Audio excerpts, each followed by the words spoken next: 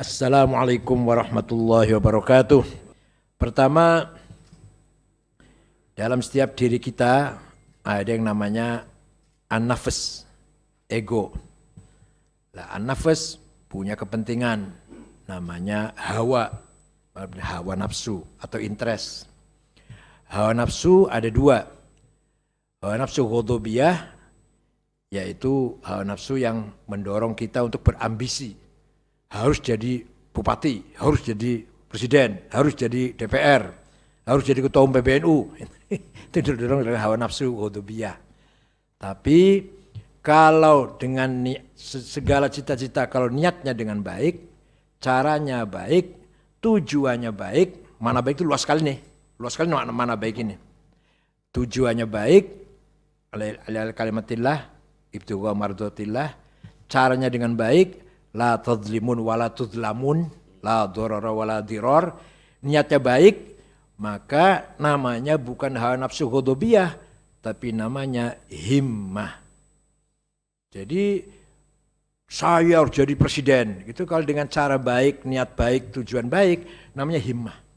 Nabi Muhammad orang himmahnya besar. Para khulafaur rasyidun orang himmahnya besar. Wali Songo orang himmahnya besar. Tambah himmah besar nggak mungkin sukses menyebarkan Islam. Kiai-kiai pendiri NU, Kiai Hashim, Kiai Wahab, Kiai Bisri, orang besar himmahnya. Jadi nafsu ghadabiyah ketika dengan cara yang baik maka menjadi himmah namanya. Bukan nafsu ghadabiyah, bukan orang kok ambisius sekali ya, bukan. Yang kedua nafsu syahwatiyah. Saya harus banyak uang, banyak apa? Banyak uang, banyak mobil, banyak rumah, banyak duit, banyak harta, banyak istri juga ya. Itu namanya datang dari nafsu syahwatiyah, dari hasrat syahwatiyah. Bukan hanya libido bukannya, tapi kesenangan lah. Banyak uang, banyak rumah, banyak yang nyaman. Itu kalau kita tempuh dengan niat yang benar, cara yang benar, tujuannya benar, namanya bukan nafsu syahwatiyah, tapi namanya azimah. Apa namanya? Azimah. Jadi baik kalau ada orang tiap hari memikirkan pertanian. Bangun tidur, sholat subuh, wirid-wirid sebentar, mikirkan kerjaan. Kemudian sholat zuhur, makan siang, doa-doa sebentar, mikirkan ekonomi lagi. Asar begitu pula. Baik. Asal niatnya baik, caranya baik, tujuannya baik. Jangan dianggap orang yang gitu hubbud dunya. Orang tuh Masya Allah rakus banget ya, tamak banget ya. Sehari-hari dihabiskan umurnya untuk cari uang. Kalau tujuannya baik, niatnya baik, caranya baik, cari uang itu baik. Mengumpul kekayaan itu baik.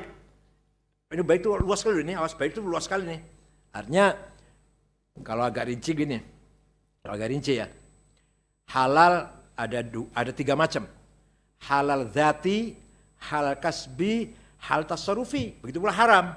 Haram dzati, haram kasbi, haram tasarrufi. Halal dzati, ayam, nasi, halal. Haram kasbi, mendapatkan ayam dan nasi itu caranya halal. Itu namanya halal kasbi. Setelah itu, untuk apa kekayaan ini? Saya dapat duit, untuk apa? Dibelanjakan kemana? Itu namanya halal tasarrufi. Begitu pula haram. Arak, babi, anjing, bangkai, darah, itu haram dzati, zatnya haram. Walaupun uangnya uang sendiri yang halal, untuk beli bangkai ya haram atau beli babi. Ada lagi yang haram kasbi, yang kita beli nasi, ayam, sate, tapi uangnya dapat korupsi atau dapat apalah. Itu namanya haram kasbi. Ada lagi haram tasarrufi, uang sendiri, dapatnya dengan baik, tapi cara mentasarrufkannya nggak benar, untuk judi lah, untuk apalah, untuk 1 jam 80 juta lah. Itu kalau 10 menit berapa ya? Kalau 10 menit aja berapa ya? Kan bisa kan ya ditawar. Nempel 5 menit aja, 5 menit. Angka yang sangat ikonik gitu. Iya. Enggak, uang sendiri halal. Cairnya halal uang saya ini. Tapi untuk tasarrufnya, belanjanya, dibelanjakannya atau apa namanya? Dikeluarkannya ini enggak halal. Itu namanya haram tasarrufi. Dah. Ini orang tua kita sering salah Pak Rahmin. Gak usah kaya-kaya asal berkah. Salah itu. Yang benar kaya dan berkah. Gak usah banyak ilmu katanya asal manfaat. Salah itu. Yang benar ilmu banyak dan manfaat. Suatu ketika ada santri dari Tunis ingin sowan ke Syadzili di Qumaitro, Mesir Selatan Qumaitro itu. Kata gurunya yang dari Tunis, salam saya ya, sampaikan ke Syadzili. Nggih ya. Sampai datang ke desa Qumaitro, tanya-tanya mana rumah Syadzili. Ditunjukkan, kaget dia. Masa wali rumahnya bagus banget. Wali rumahnya seperti konglomerat, seperti Pondok Indah gitu kira-kira. Hampir gak percaya, iya. Ada nggak orangnya? Belum. Masih keluar nanti sebentar datang. Begitu datang, kaget lagi. Naik kereta, ditarik kuda 4 kudanya. Jadi kalau sekarang Mercy lah, bukan Luxio, bukan itu, bukan. Grand Mark, Xenia lah, siapa yang di bawah sini ke Cirebon udah mogoknya 2 kali sudah. Mercy kalau sekarang atau Audi lah. Itu waliullah tuh, yang punya Hizib Nasr, yang punya Hizib Bahar, yang punya Hizib Hasbunallah wa ni'mal wakil juga, banyak Hizib Waqiah juga. Doanya mujarab. Nah, pembantunya 16 yang melayani beliau itu. Masuk salaman dari mana? Dari Tunis, muridnya Syekh Muhammad Al-Qufal. Bilang sama guru kamu ya, sampai kapan kesana kemari cari dunia terus. Dia kaget. Guru saya itu bantal aja gak punya. Dikata-katain sampai kapan cari uang terus katanya. Ente yang dalam hati tapi, ente yang sangat kaya raya ngata-ngatain guru saya. Udah selesai, minta doain, pulang lapor pada gurunya. Sudah ketemu, udah apa kata beliau tentang saya? Enggak apa-apa, enggak pasti ngomong tentang saya. Dipaksa, didesak, apa kata beliau tentang diri saya? Iya, mohon maaf katanya beliau, sampai kapan Anda ini kesana kemari hubbud dunia terus, cinta dunia terus. Dia mengatakan, shadaqa Abul Hasan Asy-Syadzili. Benar Abu Hasan. Beliau kaya raya banyak uang tapi enggak pernah dipikirin. Salatnya khusyuk.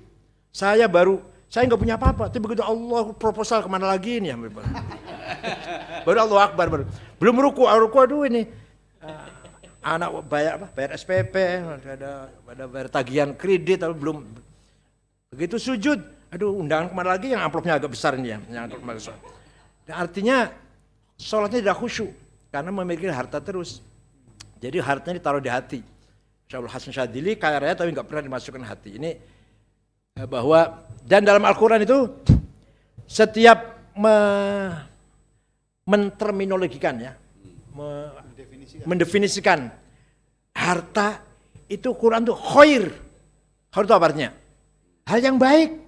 Wa anfiqu khairan li anfusikum, infaklah kamu sekalian dengan hartamu. Coba, harta yang bilangnya khair. Wa anfiqu, infaklah kamu sekalian khairan dengan kebaikanmu, dengan hal yang baik yang ada pada dirimu, itu harta. Kutiba alaikum idza hadara ahadakum mauta in taraka khairanil wasiyah. Apabila ada orang mati meninggalkan khair, meninggalkan uang maksudnya harta, maka harus begini faraid, warisnya harus begini. Wa innahu lihubbil khair lasyadid.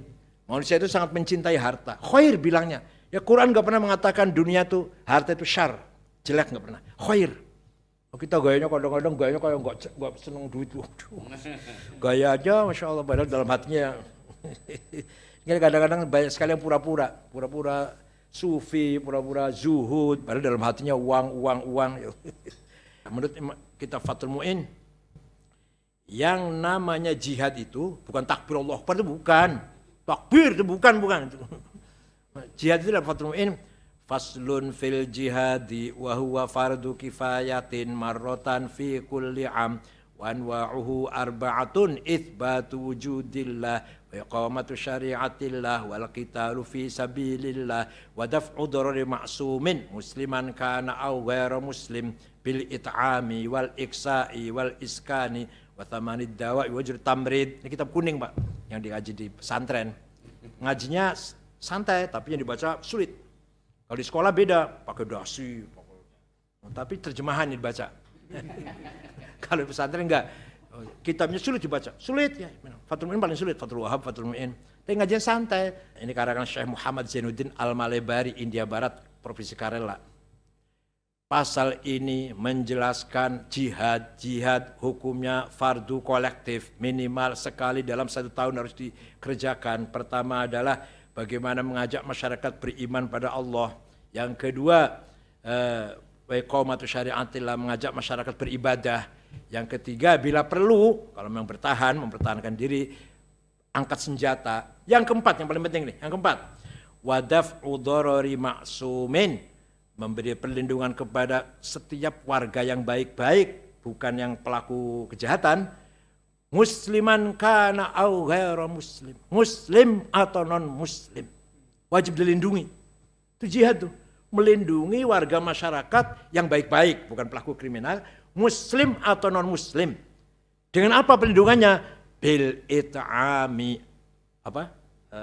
pangan, wal iksai, sandang, wal iskani, papan, watamanid dawai, obat-obatan, wajib tamrid, biaya kesehatannya.